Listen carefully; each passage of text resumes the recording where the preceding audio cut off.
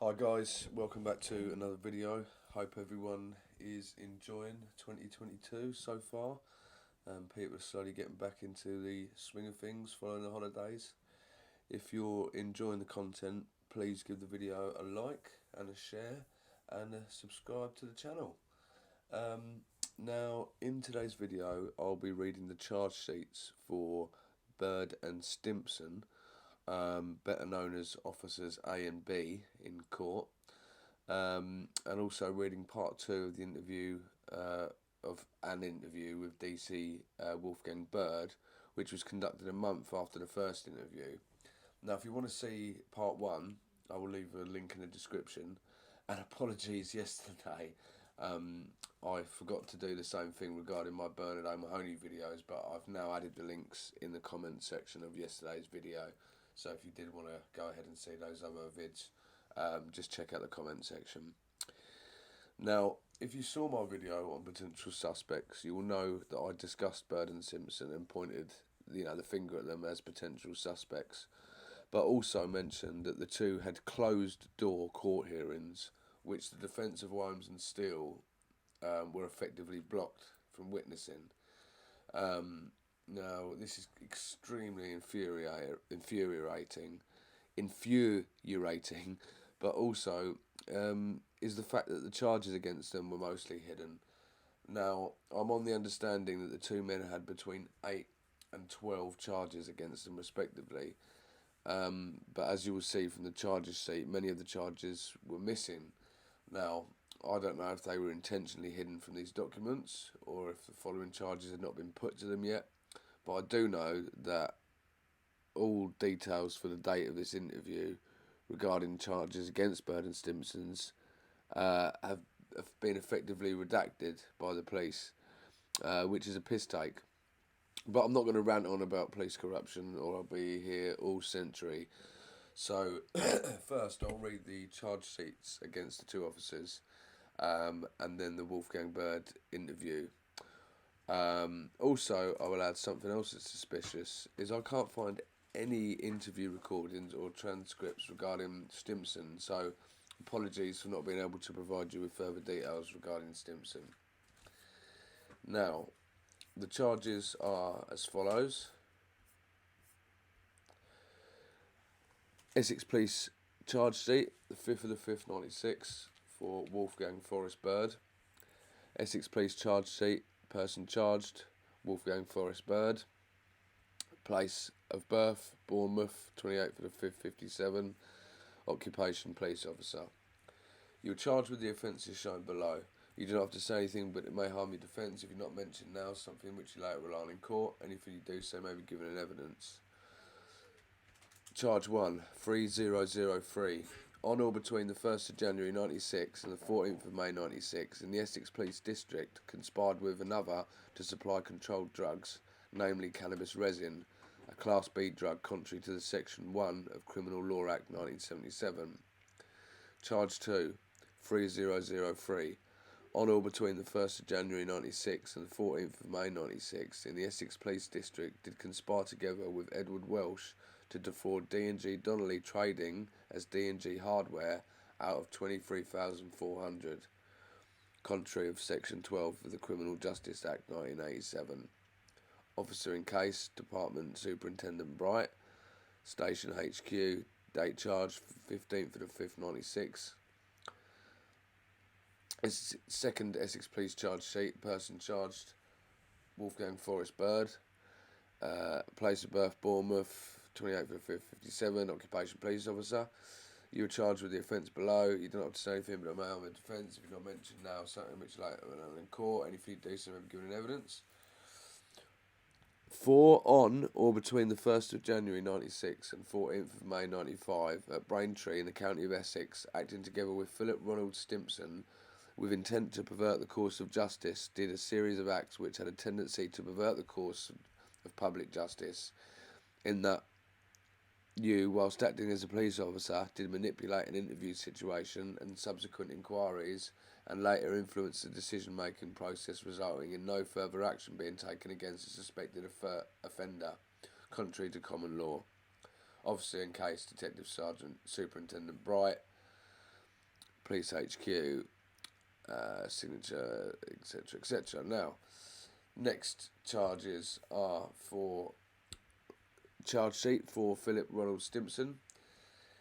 Person charged, Philip Ronald Stimpson. Place of birth, Enfield, 31st of the 1st, 61. Occupation, police officer. You're charged with the offences shown below. You do not have to say anything, but it may be defence if you're not mentioned now, something which later on in court. Anything you do say may be given in evidence. 3206. Between the 28th of April 96 and the 16th of May 96, at the county of Essex, together with another person, did supply a controlled drug of Class B, namely amphetamine sulphate, to persons unknown in contravention of Section 4.1 of the Misuse of Drugs Act 1971, contrary to Section 4.3 of the Misuse of Drugs Act 1971. Second charge, 3209. Between the 28th of April 96 and the 16th of May 96, at the county of Essex, together with another person, had in your possession an unknown quantity of amphetamine sulphate, a controlled drug of Class B in contravention to Section 5.1 of the Misuse of Drugs Act, contrary to Section 5.2 of the Misuse of Drugs Act. Charge 3. Between the 1st of March 96 and the 16th of May 96, in the county of Essex, together with another person, did supply a controlled drug of Class B, namely cannabis resin, to persons unknown, in contravention of Section 4.1 of the Misuse of Drugs Act 1971, contrary to Section 4.3 of the Misuse of Drugs Act 1971. Charge 4, 3209.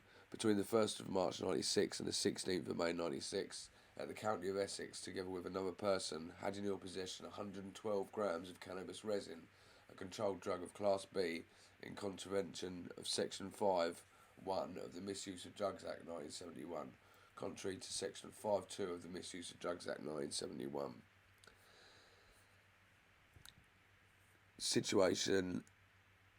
Officer in case D.S. Murray, Station Southend, date charged 15th of the 5th, 96, custody officer PS 101 Moran, not bailed. Second charge sheet, person named Philip Stimson, place of birth Enfield, 31st of the 1st, 1961. You're charged with the offences below. You do not have to say anything, but it may be defence if you're not mentioned now in question, something which later on in court. Anything you do say may be given in evidence. Charge 4 are between the 1st of January 96 and the 14th of May 96 at Braintree in the county of Essex, acting together with Wolfgang Forrest Bird with intent to pervert the course of public justice, did a series of acts which had a tendency to pervert the course of justice, in that you, whilst acting as a police officer, did manipulate an interview situation and subsequent inquiries, and later influence the decision-making process, resulting in no further action being taken against a suspected offender, contrary to common law. Officer in case, Detective Superintendent Bright, date charged 17th of the 5th, 96. So, I will now be reading the interview, the second interview of Wolfgang Bird, but also, sort of strangely enough and furthermore suspiciously, the offences that are being discussed, as far as I remember in this interview, don't relate to any of the charges on the sheet. So I thought I'd just mention that. Right. Record of tape interview of Wolfgang Forrest Bird, 24th of the 6th, 97. Person interviews Wolfgang Forrest Bird. Police exhibit number BJE3. Place of interview Raleigh Police Station. Date of interview Tuesday the 24th of June 1997. Time commenced 1:03 p.m. Time concluded 1:20 p.m. Duration of interview 17 minutes. Interviewing officer DS 1709 Elkington. Other persons present: Detective Inspector Down, John Blakeney, legal representative. Transcript given to Bird. Introductions made. First of all, Mr. Bird, I don't mean to insult your intelligence, but you appreciate I've got to serve upon you a Form A405, which is so that you can get access to the tape at a later date. I make the time 1:04. why you've got the pen in your hand. Can you just confirm that we took some property from your house this morning, Wolfgang, and we've taken possession of a bicycle from the garage, and it's a 14-inch colour television. Brian, from the master bedroom? Yes. I think that's all we took. I don't think that I've discussed this matter in any way at all. No. No, happy with that. You shouldn't have mumbled then. I didn't quite get what you said. Well, I intend to make a no comment during this interview, but I agree with what you just said. Fine, thank you. Now, if we take the bicycle first, I understand that the bicycle was stolen by means of a burglary some 3 years ago and then came into police possession. There may be a perfectly legitimate and straightforward answer why that's in your garage. I may know the answer. I don't know, but you clearly do know the answer. How you came to be in possession of that. Would you like to give me an explanation how that came to be in your possession? It may save you and other people, and save you and I and lots of other people investigation times. And that's the only reason I ask you about that. No comment. You don't wish to say where you got it from? No comment. Or how you came by it? No. I take it you agree it was your garage? No comment.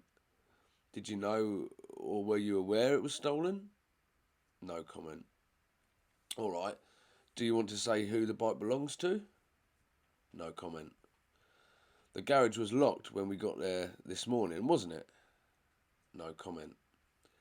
Anything on the bike, the issue you wanted to discuss then, Brian? Because I actually think you claimed it, but I don't know the circumstances of it. And if there is a legitimate way of explaining that, which will allow me to return it or make some proper decision on it, please help me. No comment. Can I infer from that then that you know it's stolen? No comment. The television set from the bedroom, the 14-inch, is it a Philips? Yeah. Would you like to tell me how it came to be in your possession? No comment. You're a smoker, aren't you? No comment. You smoke Benson and Hedges Silk Cut in the gold packet? No comment. And they have taken of some sort, I understand. What's that called? A Quest or something? No comment. Have you ever smoked anything else? No comment. How many cigarettes do you smoke a day? No comment. Roughly? No comment. I understand this television set was acquired by you personally sending away for and obtaining it from a company that represents, I think it's Embassy Cigarettes basically, isn't it? Yeah, Imperial Tobacco Limited, which I think is Embassy, and I also understand that if you collect a lot of tokens in the cigarettes, you know more about it than me. I'm not a smoker, and when you've collected a certain number of cigarettes, you get some tokens. You send them away, and you actually acquire a TV set when you've got to 2,550. Was it, Brian? Which accounts for or equates to that many packets of 20 cigarettes. Well, my math says it. If you smoke 20 a day, then it's got to take you about 8 or 9 years. No comment. But you don't smoke Embassy. No comment. Oh, I've got some forms here. This one is printed out from a computer that says on this is over 6 months. Yeah, it isn't recorded on there, but we can say on or about the 2nd of January 96, an order was processed by yourself or for yourself for a 14-inch television with the address of 5 High Style, and 2,550 coupons were submitted. It also says that on about the same day, another 2,550 cigarette coupons were also submitted for the same television on behalf of a Mrs. E. Bird, 73 Granary Court, Houselers Lane, which I understand is this your mother? Anything you want to say about that? No comment. See, that equates 40 a day for 9 years, assuming you're smoking the right cigarettes. No comment. Now, I understand you can buy these things from various places, But why would anyone want to buy them when you can go and buy the television set? No comment. Your mother's been seen this morning. She denies any knowledge of a television set. No comment. Did you ever give her one? A television set? No comment. There's a procedure where you can put down somebody else's address, but you say it's for a present and it's delivered somewhere else. So whilst your mother might be telling the truth, and I've no doubt that she is, by saying that she never had a television delivered, it's for argument's sake, you acquired over 5,000 coupons. It might well be that you wanted to put down one address for yourself and one for somebody else, so as not to draw attention to the fact that you've got so many coupons. I don't know. It's supposition, isn't it? Have you legitimately saved or purchased 2,500 or 5,100 coupons to obtain these television sets? If that's the case, save me and everybody else a lot of time. I'm quite happy to listen and I'm quite happy to check. No comment. Okay, because I'll tell you what I've got at the moment. I've got a man called Nichols, who you know, who says they're stolen coupons, and he knows they were handed to you, and you know that they were stolen property. And if that's stolen property, obviously the televisions are. Because what he says, now you may dismiss him as a liar, you may dismiss him as all sorts of things, but I can't believe that out of the blue he would know these documents' existence and that your mother's and your name would be on them. And indeed, when we go there this morning, we find one of the televisions. So that seems to corroborate his truthfulness. The only thing initially is how you came by these tokens. No comment? Fine. No comment. But might it tend to lead to someone believing, like a jury for example, that you knew these tokens were stolen? Or have you got a legitimate answer? No comment. Mr. Nichols has actually said that it was David Trunley who gave you the coupons. Do you know a Mr. Trunley? No comment. They just happened to dig out the firm that runs the promotion. They dug out his details there, but the date is the 9th or the 11th, 96, just to show that he's sent off a smaller amount of tokens, but they were actually birthday or Christmas presents. I don't know if that jogs your memory of Mr. Trunley. Have you ever dealt with a Mr. Trunley? No comment. Has he ever been an informant of yours? No comment. Well, you're not going to say that you don't know Mr. Nichols. No comment. Have you got a receipt anywhere in the home that indicates that the television we've taken this morning is not that television subject to the inquiries we're talking about today? No comment. Where were these coupons allegedly stolen from? They were stolen from the back of the factory. The system is that people redeem tokens for presents. There is a procedure within the factory where these tokens should be destroyed. Unfortunately for Embassy or Imperial Tobacco, there is some dodginess going on in the factory. Someone stole the coupons and then they get recirculated, and my story is this. They get stolen from the factory, they go via Trunley to Mr. Bird and others, and they go and redeem them for the goods. Now, I've no doubt that this is an exchange of money for tokens somewhere along the line. Is that the case? Did you buy some tokens thinking honestly and lawfully they were not stolen? No comment. People buy these things, they trade them. Have you ever traded in any? No comment. Have you ever traded with Mr. Trunley? No comment. Mr. Nichols says you did and that you knew they were stolen. Is Mr. Trunley going to say the same? No comment. Okay. Have you had any other gifts or acquired any other things from Imperial Tobacco? No comment. C. I notice your mother doesn't smoke the right cigarettes either. She smokes silk cut, the same as you. And she's adamant that she's never had a gift or a delivery from Imperial Tobacco because she doesn't collect the right tokens. It takes her so long because she smokes so little. So to get the right amount of tokens for whatever gifts they are now. I think that's the gist of what she said this morning, isn't it? No comment. Anything you want to ask, Brian? I did say at the beginning that I didn't mean to insult your intelligence by explaining the words of a caution, didn't I? Yeah. But, as Mr. Down has said, I don't smoke, and I don't collect coupons, and I don't apply for things, and that sort of thing. I can't be bothered with it all. But a lot of people do put adverts in newspapers advertising for small amounts of these coupons, which they probably didn't pay a lot for. relevant to what they can get reimbursed with the televisions, etc. Yeah, I'd just like to remind you of the words of the caution that it may harm your defence if you not mention when questioned something which you later on in court.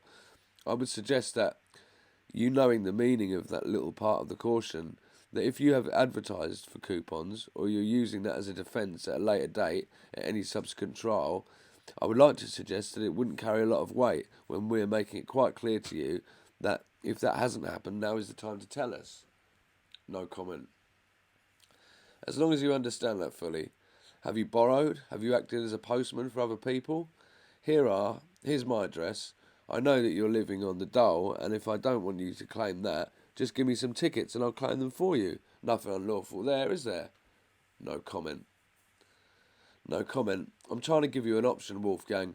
Nichols say you knew that they were stolen. That's why you're here. He was corroborated by the documents, and he's corroborated yet further because we find the property. With respect, I don't think that's corroboration of his allegation. It's corroboration of the fact that the transaction was done. That's right, I agree with you, and I'm trying to find out whether or not that's a lawful transaction. At the moment, Nichols is standing up to examination. From my point of view, if he tells a lie, he gets found out. But he hasn't. He hasn't told a lie. He does know of the transaction. He does know, and it's corroborated by the computer records as corroborated by the property found. There was transactions. I mean, I don't know if he's spinning it a total lie, and we could... And why would he do that? No comment. You pulled an eye in the face there. I understand where you're coming from. You know the man. I don't. I've never met him. But on the face of it, he's told the truth. You've got the property. You're on the computers making those transactions. Now, if there's a legitimate, and I ask you again, if there's a legitimate answer, please give it to me. I'm only too pleased to lay that to rest. Genuinely, I am. I'm not here to cut your throat. You know that. I'm not that sort of person. You know that. I just want to generally resolve the issue. Simple as that. I've been convinced there's a case to answer, as a result of which we got a warrant and I've arrested you. That's the way I work. Over to you. No comment. Fine then, be it on your old head. Be it on your own head, old son. Anything else you want to say, Brian? No, not at... There are certain questions you could be asked about the bike, but as I've indicated to you, that you're going to say no comment, so I don't think it's worth putting them to you at the moment. No, I think that's right. He doesn't wish to answer it. There is an explanation.